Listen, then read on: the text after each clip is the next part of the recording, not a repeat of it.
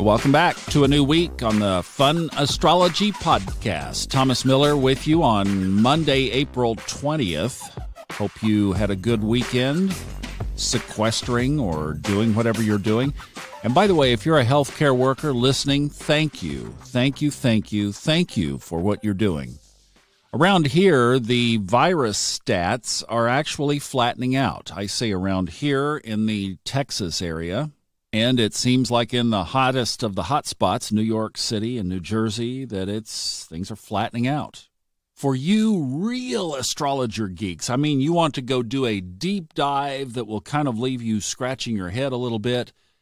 Robert Hand is one of the premier astrologers in the world, and he has really brought ancient Hellenistic astrology to life because he got a PhD basically in languages, so that he could interpret a lot of the Latin and Greek texts that were lost and hidden for so many years. He's played a big role in bringing all of that back to life. I was going to say a big hand in bringing that, but it's like, okay, it's too early on a Monday. Come on, for crying out loud. But he did a write-up in Facebook. So if you go search him up, I think it would be Robert Hand Astrologer, and look for his, or actually how you could search it up is Robert Hand Saturn Pluto. That would get you there. That would probably get you right to the Facebook post. And he goes deep dive in depth on the coronavirus related to what does it look like the rest of this year. There are a lot of still unanswered questions, and I think we have that across the board. But it is an interesting read. I'm not going to go into the details of it, but it is there for those of you who would like to take advantage of it. Another one that I would point you to is Jamie Partridge. He writes the astrologyking.com blog. I've mentioned him on here a number of times. I follow him regularly. I think he's a great student and communicator and writer of astrology, particularly around sign changes and the moon cycles. He does great blog articles every full moon and new moon. And if you wanted to search up Astrology King and look at his blog for this Wednesday's new moon. So that's one of the big events on the calendar. It happens Wednesday evening, so we'll talk about that more in the middle part of the week. But just wanted to point you to that if you wanted to see Jamie Partridge on the Astrology King blog, and just search up new moon, April 22nd, 2020. Now, while we were away over the weekend, that sneaky little sun sneaked itself into Taurus. It sure did. Yesterday, Sunday, at 10:38 a.m. Eastern Time, the sun moved into Taurus. We will talk about some Taurian characteristics here in just a couple of minutes. But one other thing for today, at 3 a.m. this morning, the moon moved into Aries. Now, that's significant because Mercury is right in the middle of Aries right now. So if you feel that little extra punch, I think if you've noticed on social media, people's words have been getting a little short. There's Mercury in Aries. Well, throw the moon on top of that, plus a weekend of protests about the lockdowns, and, you could have some volatility out there for sure. Now, I said there was one other thing. I'm sorry. There is one other thing that I need to mention today, and that is a very special birthday shout-out to my friend Kimberly K. Danovi. Majana and I had the pleasure of talking to Daniel and Kimberly last night for an extended visit about all the current affairs. And by the way, Kimberly's husband, Daniel, is my great friend for over a dozen years, is on the latest 2 episodes of the Subconscious Mind Mastery podcast. We basically had a jam session last week, and those episodes are there talking about some of the implications and ramifications of the current situation of COVID-19. So you can go check that out on the Subconscious Mind Mastery podcast.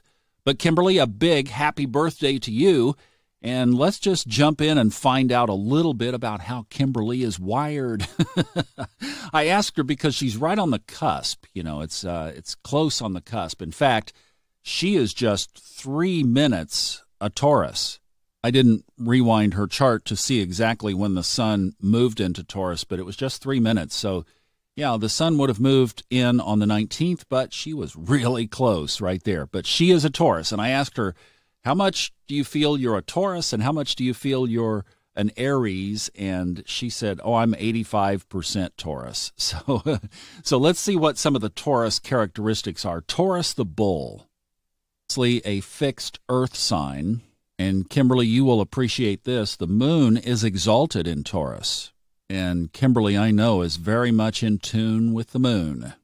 You know, another thing about Taurus that I've always said is, my picture of Taurus is, you've got to have a garden. So Taurians have to have a garden. They want to be connected to the earth. And the best way is just to take your shoes off, barefooted, dig your toes down into the soil. You know, feel the earth connection. That's Taurus. Now, Taurus is ruled by Venus. And Taurus is also the second house or second sign of the zodiac, which begins with Aries. So now we've moved from Aries in the first house to Taurus in the second house. So that's where, also being ruled by Venus, which rules money and finances, that Taurus is attributed to more being the Venus-ruled money and possessions sign, because it's in the second house, rules the second house, which is all about our money and our possessions. Now, that's in contrast to the other Venus-ruled sign, which is Libra, which is in the seventh house, which is about relationships. So basically, when we talk about Venus rulership, Libra got the relationship in the seventh house, and Taurus got the money and possessions. Now, there's one other aspect that we can touch on here with Taurus, and then we'll come back and talk about this more tomorrow. We'll talk about Taurus some more tomorrow because we basically have covered everything. The next big thing really will happen on Wednesday with that new moon. But if you think about Taurian compatibility, I often mention on here when we're talking about a new sign, like what's compatible with Taurus? Well, you look at the sextiles and the trines. So that's Pisces and Capricorn are the sextiles. The trines are Virgo and Capricorn. So see, you have the Earth triad there, if you will. Now, for the squares, we have a fire sign and an air sign. So the squares are Leo and Aquarius. So you would say, well, maybe those don't match up so well. Now, what about the opposite sign? Well, I'm pretty familiar with this because I am the opposite sign. My sun is in Scorpio, and that is what the opposite sign of Taurus is. Now, it just so happens that my friends Daniel and Kimberly, and remember, if you're a student of this podcast, you remember that I've mentioned on here a couple of times that Daniel and Kimberly got married last year, and they asked me to officiate their wedding ceremony for them, and that was such a high honor to do that.